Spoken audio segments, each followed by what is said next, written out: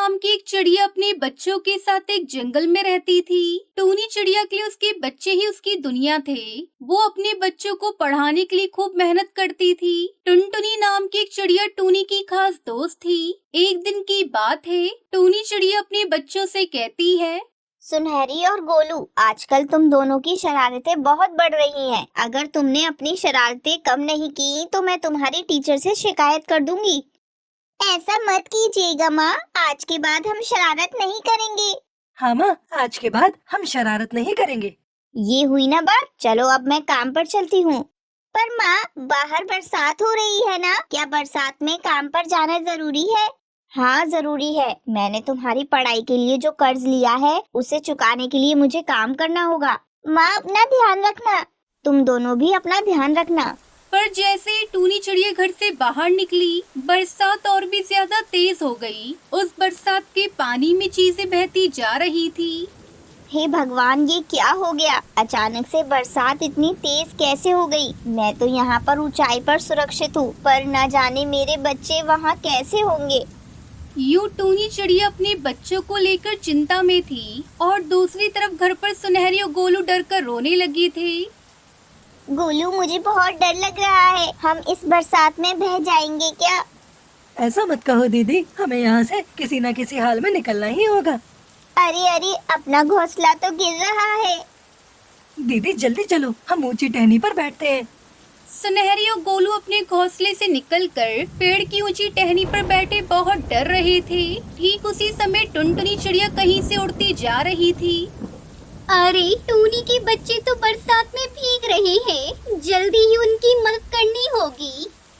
टुनटुनी चिड़िया तुरंत उस पेड़ पर जाकर बैठी। अरे टुनटुनी मौसी, हमें लग रहा था कि हम इस बरसात के पानी में बह जाएंगे, पर आप हमारी मदद करने आ गईं। तुम्हें डरने की कोई जरूरत नहीं, तुम दोनों मेरे कंधे पर बैठो, मैं तुम्हें पहाड़ी पर ले चलती हूँ।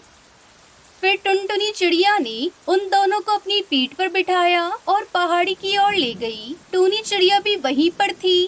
टुनटुनी, मैं कब से अपने बच्चों के बारे में सोचकर चिंता में थी, पर तुमने सही समय पर भगवान की तरह आकर मेरे बच्चों की जान बचाई। अरे टूनी, दोस्तों में भला धन्यवाद के लिए कहाँ जगह होती है। वो दोनों बात कर ही रहे थे कि अचानक पेड़ की टहनी टूटकर टुनटुनी चिड़िया पर गिरी और बेचारी टुनटुनी चिड़िया मर गई। नहीं, तुम मुझे छोड़कर नहीं जा सकती टुनटुनी। टूनी चिड़िया ने आंखें खोलकर देखा तो टूनी चिड़िया ने खुद को बिस्तर पर पाया। तब उसकी समझ में आया कि उसने एक बुरा सपना देखा है। मैं तो सच समझकर कितना डर गई थी, मुझे जल्दी टुनटुनी चिड़िया को बताना होगा। सवेरा होते ही टूनी चिड़िया तुरंत टुनटुनी से मिलने उसके घर गई। टूनी, सुबह सुबह यहाँ कैसे आना हुआ? दरअसल मैंने एक बुरा सपना देखा, तुमने मेरे बच्चों की जान बचाते हुए अपनी जान गंवा दी। अरे क्यों हंस रही हो? तुम अब नाटक देखना बंद करो, वरना ऐसे सपने तुम्हें रोज आते रहेंगे। चलो अभी जंगल चलकर कुछ लकड़ियाँ लेकर आते हैं। ठीक है, मैं अपने बच्चों को भी साथ ले चलती हूँ। फिर टुनटुनी और टूनी चिड़िया जंगल में लकड़ी तोड़ने के लिए चले गए। वो सभी शाम के समय घर वापस लौट ही रहे थे कि अचानक रास्ते में धुआंधार बरसात शुरू हो गई। अरे ये क्या, इस समय बरसात क्यों हो रही है? मुझे बहुत डर लग रहा है। टूनी, डरने की कोई जरूरत नहीं, यहाँ पास में हरी तोती रहती है। हम बच्चों को वहाँ छोड़कर अपने घर जाएंगे और देखेंगे कि सब ठीक है या नहीं। ठीक है। टुनटुनी चिड़िया ने टूनी के बच्चों को हरी तोती के घर पर छोड़ा और अपने घर जाने के लिए निकले। बरसात के पानी में कई पक्षी बहे जा रहे थे। देखो टुनटुनी, अपने दोस्त बह रहे हैं, चलो हम उनकी मदद करते हैं। फिर उन दोनों ने मिलकर कई पक्षियों को बहने से बचा लिया। तभी वहाँ पर हरी तोती का घोंसला टूट गया। टूनी, तुम्हारे बच्चे पानी में बह रहे हैं, जल्दी चलो। टूनी, तुम जल्दी से गोलू को बचाओ और मैं जाकर सुनहरी को बचाती हूँ। उन दोनों ने बच्चों को बहने से बचा लिया। टुनटुनी, अगर आज तुम ना होती तो ना जाने मेरे बच्चों का क्या होता। अरे दोस्तों के बीच ऐसी बातें अच्छी नहीं लगती, और हम दोनों पक्के दोस्त हैं और हमेशा रहेंगे। फिर वो दोनों बातें कर ही रहे थे कि सच में पेड़ की टहनी टूटकर टुनटुनी चिड़िया पर गिरी और टुनटुनी चिड़िया सच में ही मर गई। टूनी चिड़िया उसके बच्चों को इस बात का बहुत दुख हुआ और बेचारी टूनी अकेली रह गई। टुनटुनी, तूने सच में बहुत अच्छी दोस्ती निभाई और मैं तेरे लिए कुछ नहीं कर पाई, लेकिन आज मैं खुद से एक वादा करती हूँ, मैं अपने बच्चों को बिल्कुल तेरे जैसी पक्षी बनाऊंगी। ये कहकर टूनी चिड़िया अपने दोनों बच्चों को घर ले गई और उनके साथ अपना जीवन व्यतीत करने लगती है। रामपुर के जंगल में टूनी नाम की एक मेहनती चिड़िया रहा करती थी। वो अपने खेत में अपनी बेटी टुनटुनी चिड़िया के साथ मिलकर दिन भर काम किया करती थी। उसका वो खेत साहूकार कड़कनाथ सेठ के यहाँ गिरवी था। टुनटुनी चिड़िया बहुत खूबसूरत थी। एक दिन कड़कनाथ सेठ टूनी चिड़िया के घर आता है। टूनी बहन, अरे ओ टूनी बहन। आ रही हूँ सेठ जी। तभी टूनी चिड़िया की बेटी पानी लेकर आती है। ये लीजिए कड़कनाथ सेठ जी, पानी पी लीजिए। कड़कनाथ सेठ की नजर जैसे ही टुनटुनी चिड़िया पर पड़ती है, वो टुनटुनी की खूबसूरती को देखकर हैरान हो जाता है। अरे टूनी चिड़िया, मेरा ब्याज कब देगी? कड़कनाथ सेठ जी, अभी लेकर आती हूँ। टूनी चिड़िया ब्याज के पैसे लाकर कड़कनाथ सेठ को देती है। सेठ जी गिन लीजिए, पूरे पैसे है ना? हाँ, ब्याज पूरा है, लेकिन टूनी चिड़िया, तेरी बेटी बड़ी हो गई है, क्या इसकी शादी के बारे में तुमने सोचा है? हाँ सेठ जी, एक अच्छे चिड़े की खोज में तो मैं लगी हूँ। जल्द ही कोई अच्छा चिड़ा मिल जाएगा तो इसकी शादी कर दूंगी। ठीक है टूनी चिड़िया, अब मैं चलता हूँ। ये कहकर कड़कनाथ सेठ वहाँ से चला जाता है, लेकिन वो रास्ते भर टुनटुनी चिड़िया की खूबसूरती के बारे में ही सोच रहा था। उसके दिमाग में अभी भी टुनटुनी का चेहरा ही घूम रहा था। ऐसे ही वक्त गुजरता जाता है। टूनी चिड़िया अगली फसल की तैयारी करती है। टुनटुनी बेटा, इस बार हम फिर से खेतों में अच्छी मेहनत करेंगे, जिससे फसल अच्छी होगी। अगर फसल अच्छी हुई तो इस बार कड़कनाथ सेठ का पूरा कर्जा चुका देंगे और अपने खेत को छुड़ा लेंगे। हाँ माँ, कड़कनाथ सेठ का बार बार अपने घर आना मुझे अच्छा नहीं लगता। वो मुझे अजीब नजरों से देखता है। बेटा, तेरी ये बात तो बिल्कुल सही है। अब हम दोनों खेतों में काफी मेहनत करेंगे। कुछ दिनों बाद उनके खेतों में फसल लहरा उठती है। माँ, इस बार अपने खेत में बहुत अच्छी फसल हुई है। हाँ टुनटुनी चिड़िया, फसल तो इस बार बहुत अच्छी हुई है, लेकिन भगवान से इस बार यही प्रार्थना करती हूँ कि खेत से फसल ठीक ठाक घर तक पहुँच जाए। माँ, तुम घबरा क्यों रही हो? खेत में फसल तो पक गया है, बस काटने भर की देरी है। उसके बाद इसे हम लोग घर पहुँचा देंगे। हाँ बेटा, इसलिए तो भगवान से हाथ जोड़कर प्रार्थना कर रही हूँ कि मौसम ठीक ठाक बना रहे। टूनी चिड़िया का डर सच में बदल जाता है। लगातार सप्ताह भर बारिश होती रहती है। मैं इसी दिन के लिए डर रही थी, लेकिन भगवान से इस बार मेरी फसल को देखा नहीं गया। अब हम दोनों कड़कनाथ सेठ का कर्जा कैसे चुकाएंगे? उसे ब्याज देने के भी पैसे नहीं है मेरे पास, और ये बारिश तो रुकने का नाम ही नहीं ले रही है। जब बारिश थमती है तब टूनी चिड़िया की पूरी फसल बर्बाद हो चुकी थी। तभी कड़कनाथ सेठ टूनी चिड़िया के घर आता है। टूनी चिड़िया, तेरी फसल तो बर्बाद हो गई, लेकिन मुझे तेरे ब्याज का पैसा चाहिए। तू उसे देने के लिए मना मत करना, मैं उसे आज लेकर ही जाऊंगा। लेकिन सेठ जी, मैं ब्याज कहाँ से दूंगी? घर में खाने को एक दाना तक नहीं है, मैं आपका ब्याज कैसे चुकाऊं? कड़कनाथ सेठ कहता है, क्यों ना तू ब्याज के बदले अपनी बेटी की शादी मुझसे कर दे। ये आप कैसी बातें कर रहे हैं सेठ जी? आपको शर्म आनी चाहिए। मैं किसी भी हाल में आपसे अपनी बेटी की शादी नहीं करूंगी। आपने सोच कैसे लिया?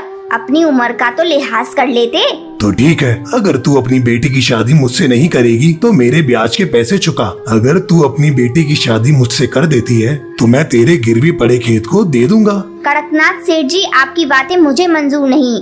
मैं तेरे सामने आखिरी बार एक शर्त रखता हूँ। इस डाल पर बहुत सारे रंग बिरंगे पत्थर हैं। मैं यहाँ से 2 पत्थर उठाऊंगा, एक सफेद और एक काला, और इसे एक झोले में डाल दूंगा। अगर तेरी बेटी ने सफेद पत्थर निकाले तो मैं तेरे खेत को छोड़ दूंगा, और अगर तेरी बेटी ने काले पत्थर निकाले तो मैं उससे शादी कर लूंगा। टूनी चिड़िया बहुत सोच समझकर कड़कनाथ सेठ की शर्त को हाँ कर देती है। उसके बाद कड़कनाथ सेठ 2 पत्थर उठाकर झोले में डालता है। टुनटुनी चिड़िया देखती है कड़कनाथ सेठ ने दोनों काले पत्थर ही झोले में डाले हैं। कड़कनाथ सेठ जी, लाइए, मैं पत्थर को निकालती हूँ। टुनटुनी चिड़िया झोली में से एक पत्थर निकालती है और उसे नीचे गिरा देती है। अरे कम बखत, ये तूने क्या किया? इसमें से पत्थर निकालकर तूने नीचे क्यों गिरा दिया? अब मुझे कैसे पता चलेगा कि तूने किस रंग का पत्थर निकाला?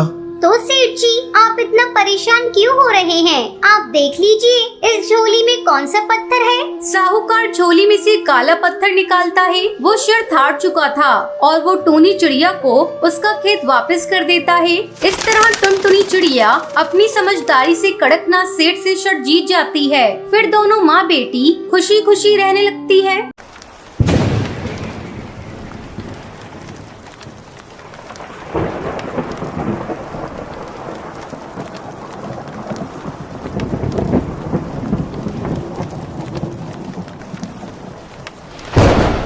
ये कहानी सुंदरवन के एक जंगल की है। उस जंगल में टुनटुनी चिड़िया एक पेड़ पर अपना घोंसला बनाकर रहा करती थी। उसके पास वाले पेड़ पर कड़कनाथ कौआ अपने परिवार के साथ रहा करता था। उसका एक बेटा था कालू कौआ। वो बहुत ही आलसी था। कुछ दिन पहले ही टुनटुनी चिड़िया ने एक अंडा दिया था और आज उस अंडे में से एक नन्ही चिड़िया बाहर आती है। आज मेरा माँ बनने का सपना पूरा हो गया। मेरी बेटी कितनी मासूम है, मैं इसे कभी भी कोई परेशानी नहीं होने दूंगी। इसी तरह कुछ दिन गुजर जाते हैं। एक दिन टुनटुनी चिड़िया भोजन की तलाश में जा रही थी। तभी कालू कौआ उसके घोंसले के पास आता है। अरे कालू भैया, अच्छा हुआ जो तुम आ गए। मैं अभी आपके पास ही आने वाली थी। क्यों, क्या हुआ?